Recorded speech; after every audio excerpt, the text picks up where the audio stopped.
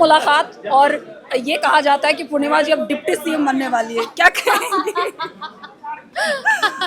देखिए, हमको तो ऐसा कुछ पता नहीं चला, ये हमको आपके माध्यम से ही जानकारी मिल रही है और वो तो ईश्वर के हाथ में है। बाकी जो आप सभी के बीच जो अफवाहों का बाजार गर्म है, अब गर्म है तो सब मजे ले रहे हैं। क्या लगता है आप लोग ऑफर दे रही हैं कि आप भी मिली थी, तो ऐसी कोई चर्चा हुई? ऐसा कुछ नहीं, मेरे मिलने का मतलब ये नहीं था। मैं अपने क्षेत्र की समस्याओं को लेकर गई थी, क्योंकि मैं एक विधायक हूँ, एक जनप्रतिनिधि हूँ, तो राज्य के मुखिया से मिलना, उनके समक्ष मेरे क्षेत्र की जनता की आवाज़ को रखना मेरी जिम्मेदारी है, तो मैं उस माध्यम से गई थी।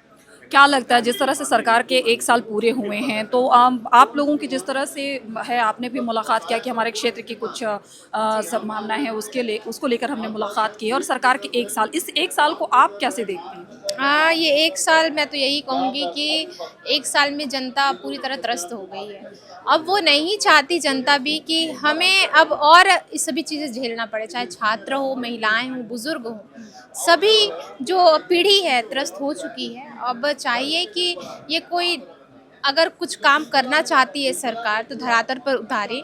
अब मुझे नहीं पता सरकार के मन में क्या विचार है, क्या नहीं है, वो तो वही बता पाएंगे। यहाँ तो साफ तौर पे कहा जा रहा है कि रघुवर दास ही मैनेज कर रहे हैं दोनों को, गठबंधन को, बीजेपी जेएमएम गठबंधन होने वाला है, ऐसा कुछ नहीं है। ये आप लोगों को खबरें कहाँ से मिलती है, हम तो खुद आश्चर्य है कि ये खबरें आप लोगों को कहाँ से मिलती है। लेकिन थोड़ी खुशी नहीं होती? खुशी हुई थी कि पूर्णिमा जी की चर्चा में है अभी डिप्टी सीएम का चर्चा? जी नहीं, खुशी नहीं, हमको थोड़ा सा हंसी आया था, क्योंकि अगर ऐसा होना होता तो हो जाता, और ऐसा होने वाला है तो उसे भी खुलकर सामने वाला रखता उस चीज़ को।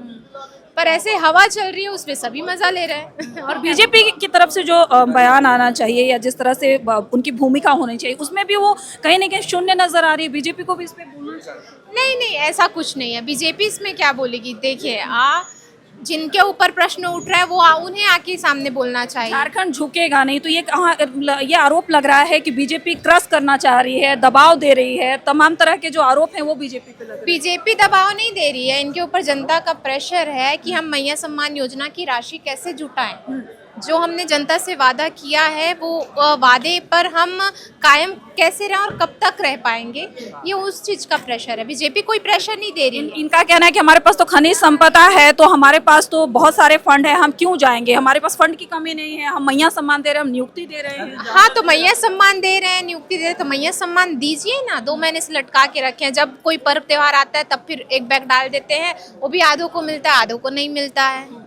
तो हमारे साथ बीजेपी विधायक पूर्णिमा जी थी। आपने सुना कि ये जो है वो बस कयास भर है, सरकार के पास फंड नहीं है और इसको थोपने की कोशिश कर रही है जेएमएम पर। ये जेएमएम का ही फैलाया हुआ एजेंडा है, जिसके तहत वो ये साबित करना चाहती है कि इस तरह के जो कयास हैं उसको हवा भी जेएमएम की तरफ से ही दिया जा रहा है, क्योंकि उनके पास फंड नहीं है और वो बीजेपी पर ये आरोप लगाना चाहती है। मैं प्रियंका मिश्रा, कैमरामैन अभिषेक के साथ, रांची।